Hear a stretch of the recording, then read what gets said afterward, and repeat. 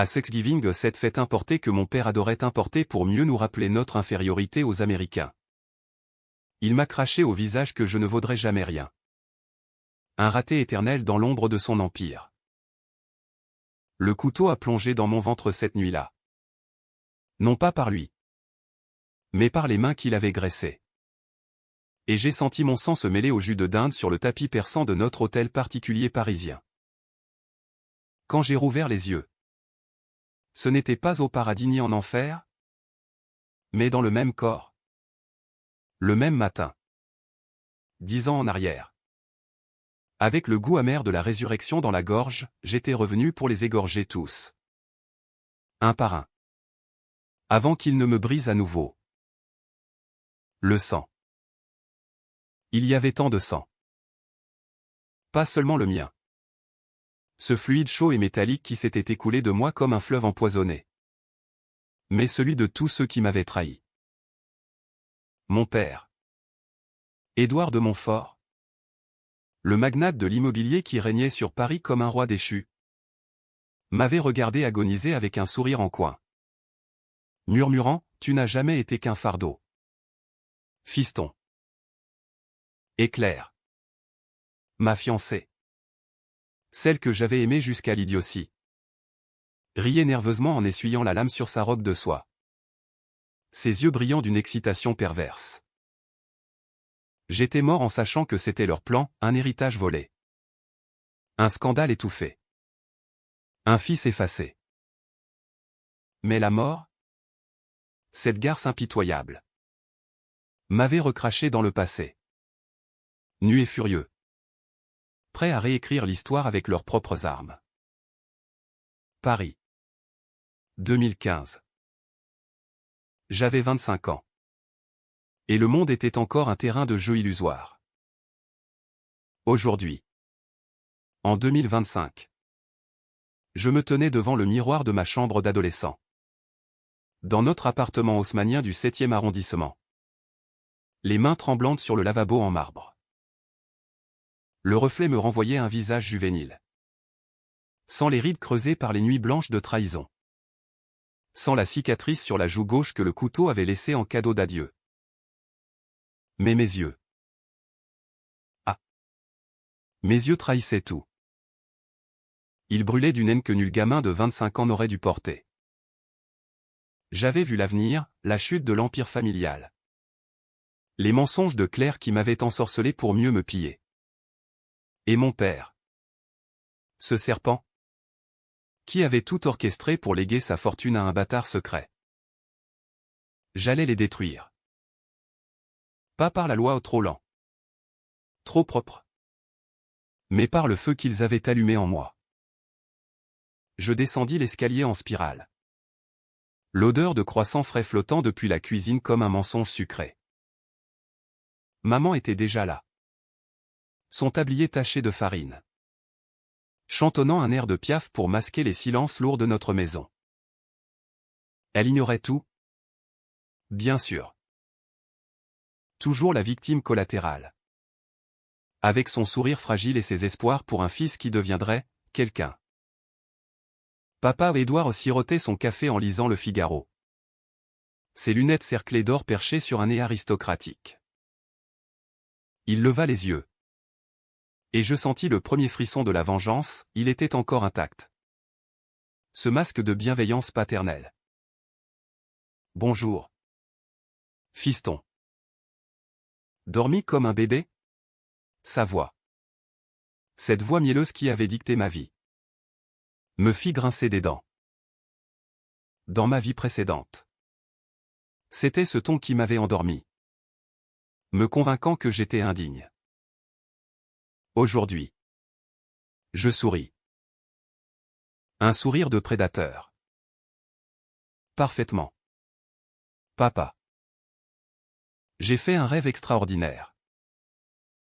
On dînait en famille pour Thanksgiving. Et tu m'as dit que je ne valais rien. Les mots tombèrent comme des gouttes d'acide. Il cligna des yeux. Surpris. Mais rit de bon cœur. Posant son journal. Allons. Alexandre. Ne commence pas avec tes cauchemars.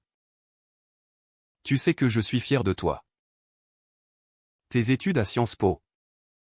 C'est un bon début. Fier? Dans l'avenir que je connaissais. Cette fierté était un leurre. Il m'avait saboté dès le départ, des fuites d'examens falsifiées pour me faire échouer. Des rumeurs semées pour me discréditer auprès des investisseurs. Tout pour que je reste son pantin. Jusqu'à ce que Claire entre en scène. Claire. Mon estomac se noie à ce nom. Dans cette vie, elle n'était pas encore là, pas encore la stagiaire ambitieuse que j'allais rencontrer lors d'un gala de charité en 2016. Mais je la voyais déjà, ses cheveux châtains cascadant comme une cascade de trahison. Ses lèvres promettant l'amour éternel pendant qu'elle signait des chèques pour mon père. Elle portait son enfant illégitime. Un secret qu'ils avaient enterré avec mon cadavre. Non. Pas cette fois. Je m'assis à table, feignant la normalité. Mais mon esprit bouillonnait de plans. Première étape, infiltrer les ombres de l'Empire Montfort. J'avais 10 ans pour les anticiper. Pour creuser les failles qu'ils exploiteraient plus tard. Le scandale de 2020. Par exemple, cette affaire de pot de vin avec la mairie de Paris pour un projet immobilier à la Défense.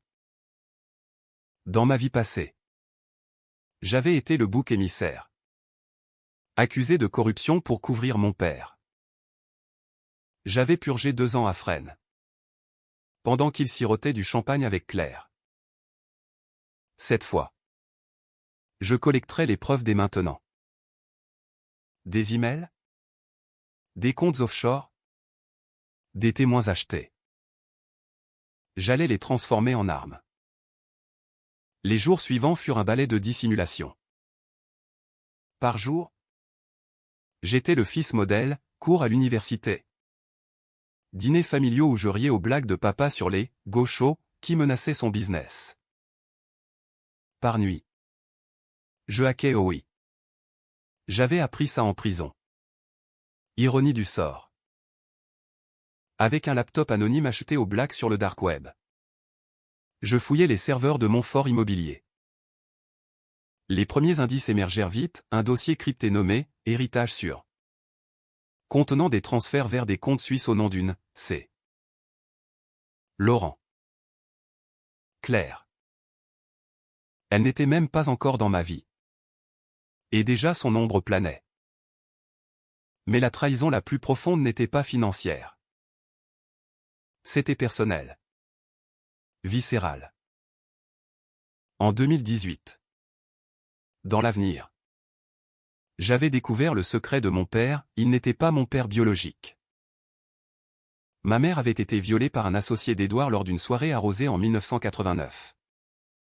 Et il avait épousé le déshonneur pour sauver les apparences. Moi. Fruit de ce viol, j'étais un rappel vivant de sa honte. Il m'avait haï dès le berceau. M'éduquant dans la culpabilité pour mieux me contrôler. Le couteau de Claire n'était que la cerise sur ce gâteau empoisonné. Je décidai de commencer par maman. Pas pour la blesser jamais. Mais pour la protéger. Un soir, après un opéra à l'Opéra Garnier, je la pris à part dans les coulisses. Sous les lustres de cristal qui scintillaient comme des mensonges. Maman, il y a des choses que tu dois savoir sur papa. Des choses sombres. Sa main trembla dans la mienne. Ses yeux bleus s'écarquillant derrière ses lunettes à monture fine. Alexandre, qu'est-ce que tu racontes? Ton père t'aime. Il m'a toujours haï. Et toi aussi. D'une certaine façon. Parce que je suis. Les mots s'étranglèrent. Comment lui dire? Je sortis une photo jaunie que j'avais imprimée d'un vieux dossier, elle. Enceinte. Avec un homme que je ne reconnaissais pas. Pas Édouard. C'était lui. Le violeur. Le vrai monstre. Elle s'effondra en larmes. Mais pas de surprise de libération. Comment sais-tu? J'ai tout enterré. Pour toi. Pour nous. Elle savait. Et elle avait porté ce fardeau seule. Protégeant le fils bâtard d'un crime qu'elle n'avait pas commis. Ma rage enfla, Édouard n'avait pas seulement volé mon héritage, il avait volé sa vie à elle. De là. Les décisions controversées commencèrent. La première, je contactai anonymement un journaliste de Mediapart. Fuyant les preuves de corruption mineure pour tester les eaux. Le article sortit une semaine plus tard, Montfort Immobilier, soupçon de favoritisme à la mairie. Papa paniqua. Me convoquant dans son bureau au sommet de la tour Montfort. Avec vue sur la Seine scintillante. C'est toi. N'est-ce pas? Gronda Théil. Son visage rougeau sous la calvitie naissante. Tu veux me ruiner? Après tout ce que j'ai fait pour toi. Je ris. Un rire froid qui le fit reculer. Tout ce que tu as fait? Comme me faire rater mes examens en 2016? Ou payer Claire pour me séduire en 2017? Ses yeux s'écarquillèrent, il ignorait que je savais déjà. Dans cette vie, Claire n'était pas encore là. Mais j'avais anticipé, j'avais saboté sa candidature à notre cabinet en envoyant un CV falsifié. La reléguant à un poste subalterne ailleurs. Elle n'approcherait pas de moi. Tu es fou. Balbutia Théil. Sors d'ici avant que je... Que tu me tues? Comme dans 10 ans? Je m'approchai. Murmurant, je sais pour le bâtard. Papa. Et pour ce que tu as fait à maman. Il blêmit. Et je partis. Le laissant avec ses démons. C'était le début de la guerre. Les mois suivants furent un tourbillon de Paris automnal. Avec ses feuilles mortes piétinées sur les boulevards et ses pluies qu'il avait à peine la crasse des secrets. Je m'étais inscrit à des cours de droit pénal à la Sorbonne. Non pour briller. Mais pour apprendre les failles du système, comment un avocat corrompu pouvait enterrer un meurtre.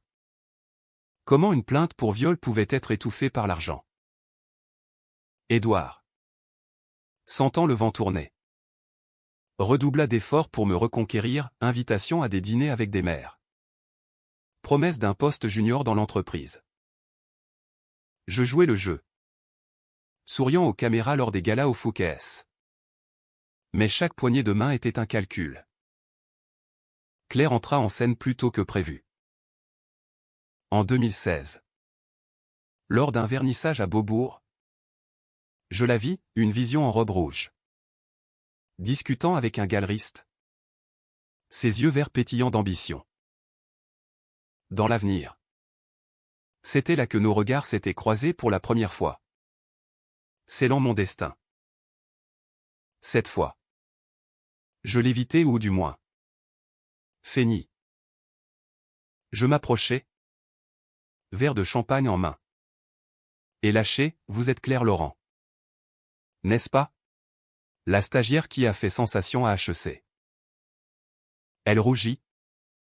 Flattée. Vous me connaissez? Tout le monde parle de vous. Mais attention. Les serpents pullulent dans ce milieu. Mes mots étaient un avertissement voilé. Mais elle rit. Pensant à une drague. Nous parlâmes toute la soirée aux deux monnaies. De la bulle immobilière? De rêves brisés. Elle me confia son enfance modeste à Lyon. Son père ouvrier mort d'un cancer. Sa mère serveuse. Pathétique. Touchant presque. Mais je savais la suite, elle vendrait son âme pour grimper. Et Édouard serait son diable. Bientôt. Nous sortîmes ensemble. Des promenades le long de la Seine. Des nuits dans mon appartement où elle murmurait des « je t'aime » que je feignais de croire. Intimement. C'était une torture, son corps contre le mien ravivait les souvenirs de la lame. De son rire pendant que je saignais. Mais je la laissais s'attacher. la laissant croire qu'elle m'avait ensorcelé. Pendant ce temps, je plantais des graines de doute. Un soir, après l'amour, je lui parlais de mon père, il est toxique. Claire. Il m'a toujours vu comme un échec. Et s'il apprenait pour nous? Elle serait dit. Pourquoi me dis-tu ça? Parce que je t'aime. Et je ne veux pas qu'il te corrompe. Mensonge. Bien sûr. J'avais déjà vu leur message dans l'avenir, des plans pour me piéger dans un faux scandale sexuel. Pour justifier une rupture et un chantage. La première fissure apparut quand Édouard la rencontra. Lors d'un dîner familial à l'hôtel Plaza Athénée. Il la toisa comme une proie. Une étudiante? Alexandre? Tu mérites mieux.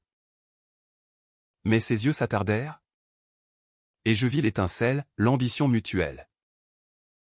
Bientôt, elle commença à me questionner sur l'entreprise. Sur les opportunités. Je répondis vaguement. Mais je surveillais, un traceur sur son téléphone. Des captures d'écran de ses recherches sur « Succession Montfort ». Puis vint la décision controversée numéro 2, impliquer un tiers innocent. Paul. Mon meilleur ami d'enfance. Un geek timide qui bossait en IT pour une start-up. Dans l'avenir. Il avait été mon allié. Témoignant contre Édouard lors du procès et payant le prix, un suicide staging après des menaces. Cette fois, je l'attirai dans le complot dès le début. Paul. J'ai besoin de ton aide pour hacker les comptes de mon père. En échange, je te file un job chez nous. Il hésita. Ses lunettes glissant sur son nez. Alex? C'est illégal. Si on se fait choper. On ne se fera pas choper. Et pense à ta sœur. Qui crève la dalle à Nanterre. Coupable. Mais efficace. Paul céda. Et ensemble, nous exhumâmes le trésor, des emails datant de 1989. Où Édouard couvrait le viol de ma mère en échange de parts dans l'entreprise. Le violeur? Un certain Henri Duval. Mort en 2005. Mais son fils vivait encore, un cousin éloigné que je pouvais réveiller. Je contactai Duval Junior via un intermédiaire anonyme. Lui envoyant les preuves. Sa réponse fut un appel nocturne, « Ton père est un monstre. Je veux justice. » Justice? Non. Vengeance. Nous nous rencontrâmes dans un café sordide de Belleville. Sous la pluie battante. Il était un homme brisé. Quinquagénaire au visage marqué par l'alcool. Haïssant Édouard pour avoir ruiné sa famille. Qu'est-ce que tu veux en échange? Détruis-le. Publie ça. Ou vends-le au tabloïd. Mais laisse-moi le reste. Il accepta. Et le scandale éclata en 2017, le viol couvert par les élites parisiennes, l'affaire Montfort. Édouard nia. Bien sûr. Mais les preuves étaient irréfutables. Les actions de l'entreprise chutèrent de 30%. Les investisseurs fuirent. Maman demanda le divorce. Empochant une fortune en pension. Papa. Acculé. Se tourna vers Claire. Je l'ai surpris un soir. Dans son bureau, elle sur ses genoux. Murmurant des consolations pendant qu'il signait des chèques à son nom. Aide-moi à le briser. Ma belle. Il est faible? Comme sa mère. Mon cœur ou ce qu'il en restait se glaça. C'était le moment. J'enregistrai tout via une caméra cachée. Et l'envoyai à Claire par mail anonyme. Le lendemain. Elle me confronta. Hystérique, c'est quoi ce merdier? Alex? Ton père est un porc. Tu le savais déjà. N'est-ce pas? Depuis le début. Je la regardais dans les yeux. Et pour la première fois, je vis la peur pas pour moi, mais pour elle-même. Choisis, lui ou moi. Elle choisit mal. Lui. Il a l'argent? Le pouvoir. Toi. Tu n'es rien. Les mots de mon père. Dans sa bouche. Parfait. La nuit suivante. Je la suivis jusqu'à son appartement près de Bastille. Elle rentra seule. Ignorant que j'avais forcé la serrure des années à venir. À l'intérieur. Je l'attendais. Masqué. Un couteau le même modèle que celui qui m'avait tué à la main. Tu, siffla-t-elle. Reculant contre le mur. Souviens-toi de Thanksgiving. Claire. Quand tu riras en me saignant. Elle hurla. Mais Paris est une ville de hurlements ignorés. Je ne la tuais pas encore. Au lieu. Je la brisai, je lui montrai les preuves de sa propre corruption future. Des faux témoignages qu'elle signerait contre moi. Puis. Je la laissai ligoter.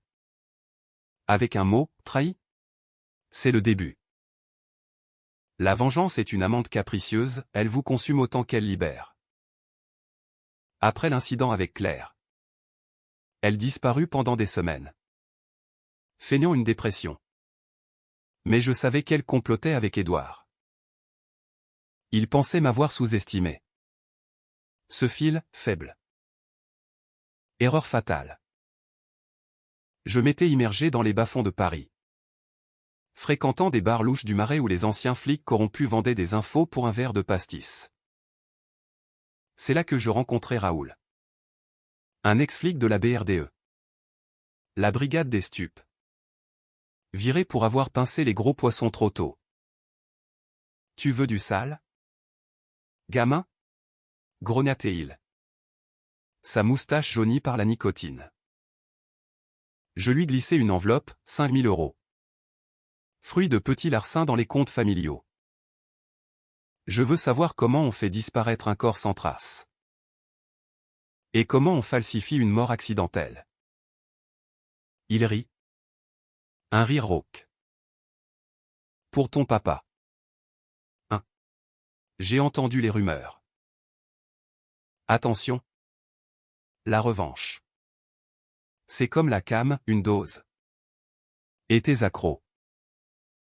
Raoul devint mon mentor dans l'ombre. Il m'apprit les ficelles, acide pour dissoudre les preuves. Faux alibis via des complices payés. Et surtout, l'art de la manipulation psychologique. Brise-les d'abord de l'intérieur. La mort? C'est trop facile. J'appliquai la leçon sur Édouard. Publiquement. J'étais le fils prodigue, je repris un rôle dans l'entreprise. Pour aider papa pendant la crise. Secrètement. Je sabotais, des contrats perdus via des fuites orchestrées. Des employés ralliés à ma cause avec des promesses de bonus. En 2018. L'Empire vacillait.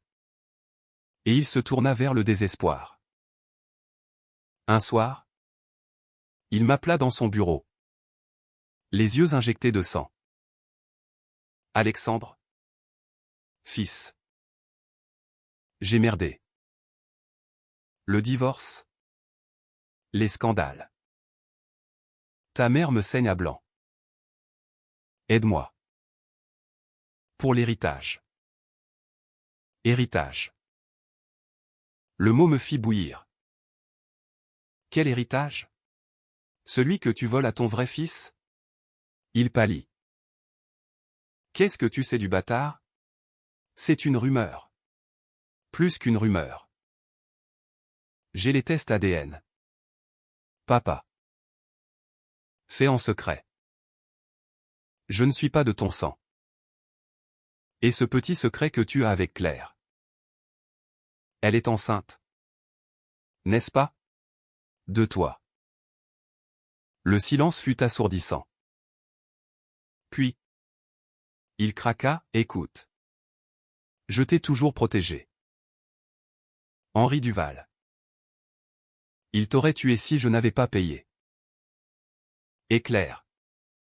C'est une erreur. Mais elle portera mon nom. Mon vrai héritier. Toi. Tu peux avoir la moitié. Moitié? J'éclatai de rire. Un rire dément qui le fit trembler. Protégé? Tu m'as violé l'âme dès le berceau. Et maintenant? Tu veux m'acheter avec des miettes? Je sortis une clé USB. La branchant à son ordinateur. Des vidéos? Des audios, lui confessant le viol à un amant ivre. Claire avortant un premier enfant pour carrière? Et pire? Des plans pour me faire interner en 2020. Diagnostiqué schizophrène pour invalider mon témoignage. Diffuse ça. Et je suis ruiné. Sa voix chevrotait. Exactement. Mais je te donne une chance, avoue tout à maman. Publiquement. Ou je le fais pour toi. Il choisit la lâcheté. Le lendemain.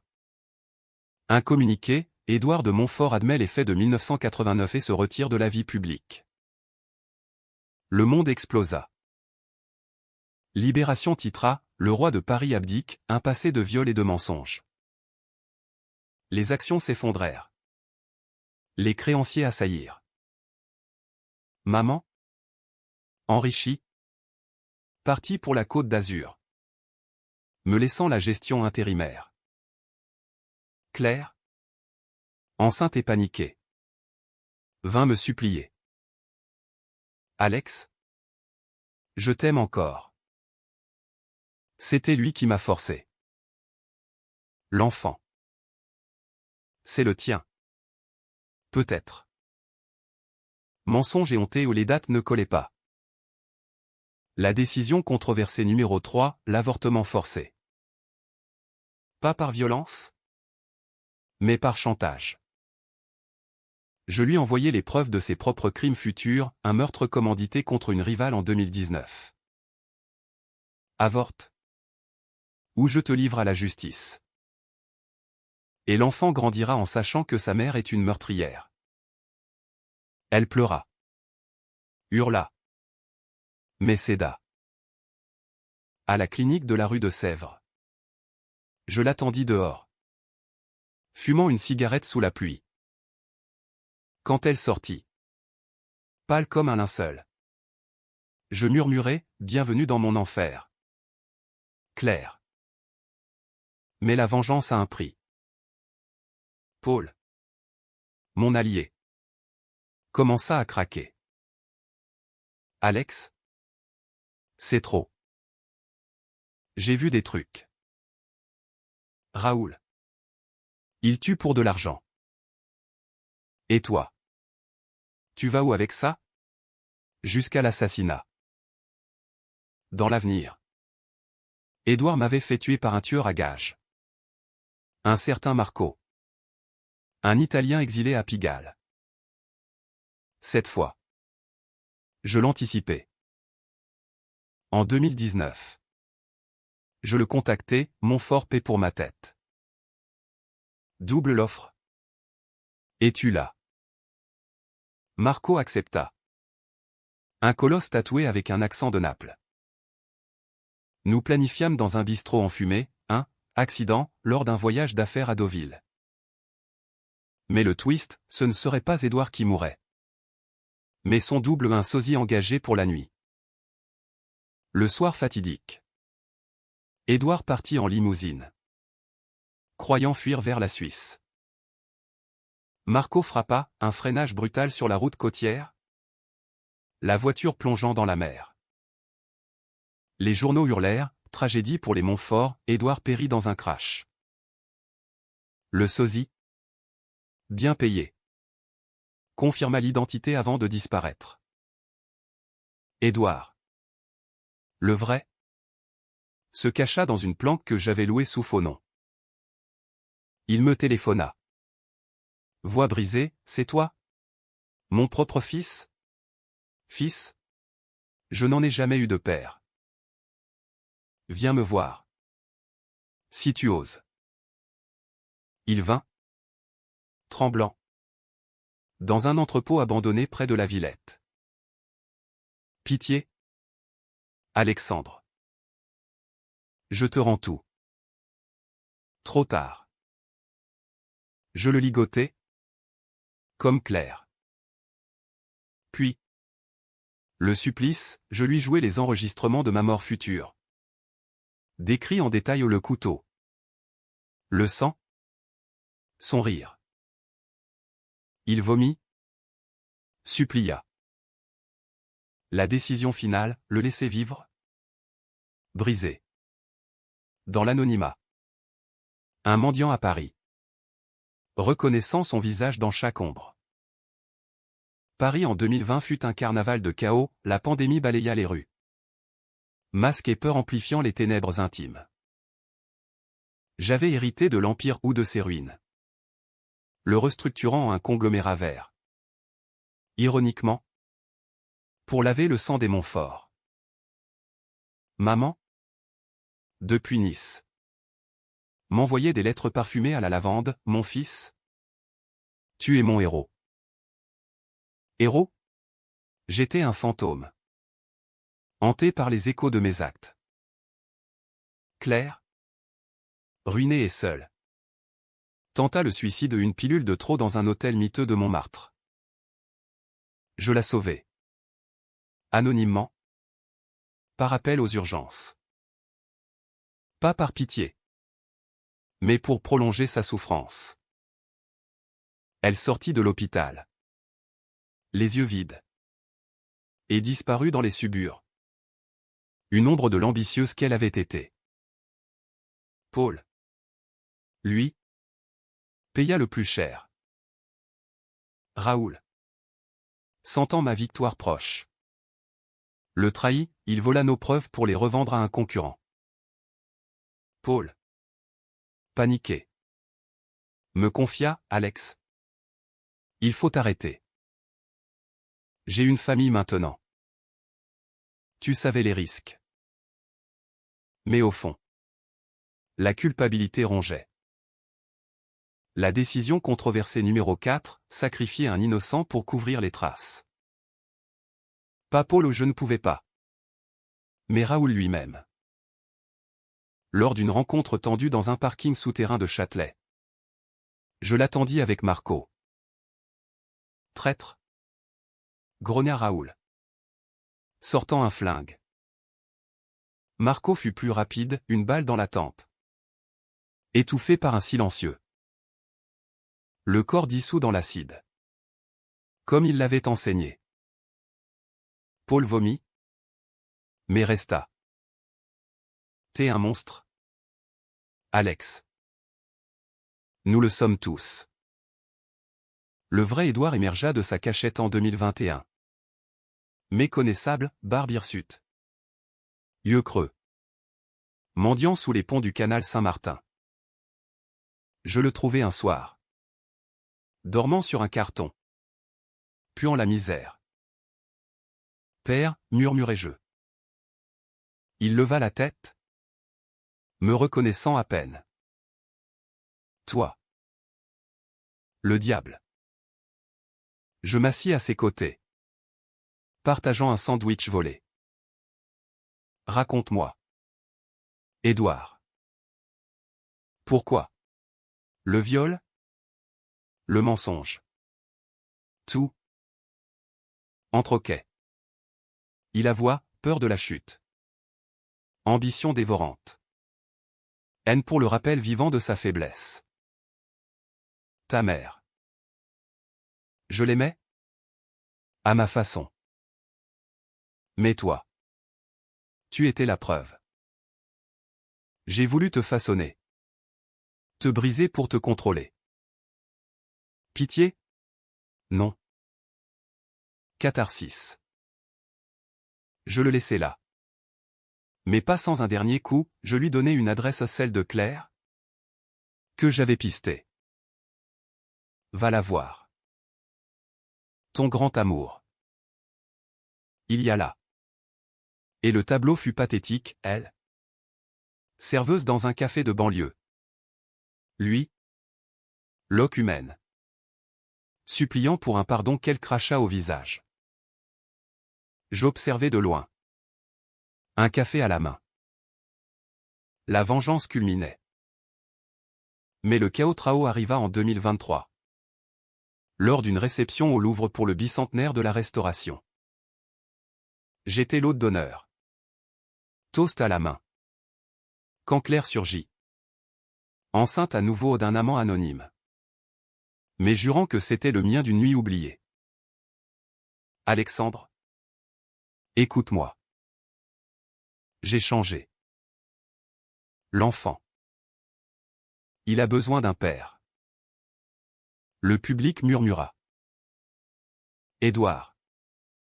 Invité par Pitié, ma pitié calculée. Se traîna dans la salle.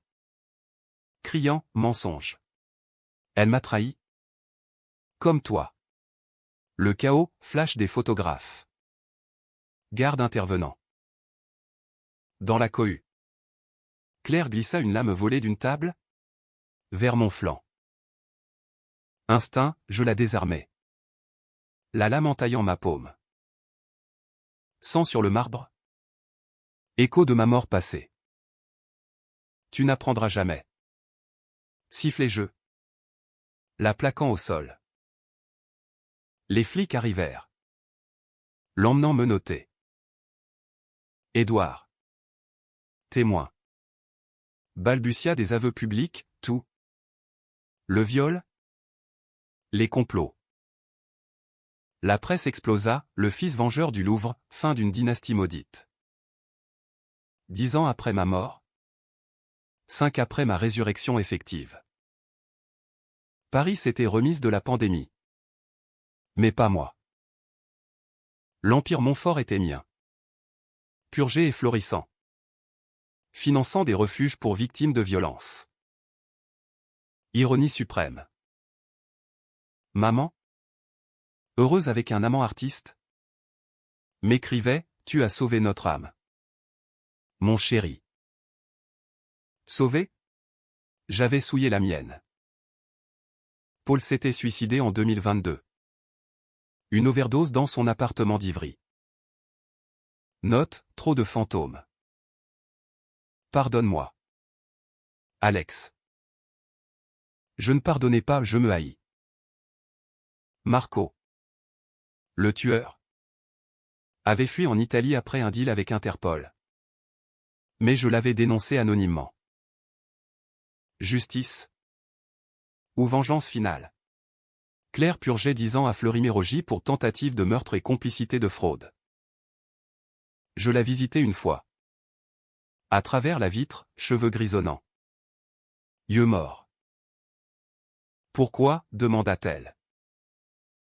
Parce que tu m'as tué. Et que la mort n'était pas assez. Édouard mourut en 2024. D'une pneumonie dans un hospice gratuit.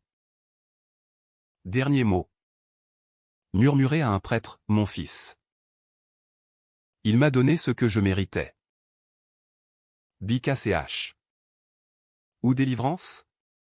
Le twist vint le jour de mon 30e anniversaire. Lors d'un dîner solitaire au Meurice. Une lettre. Postée de Lyon, ADN.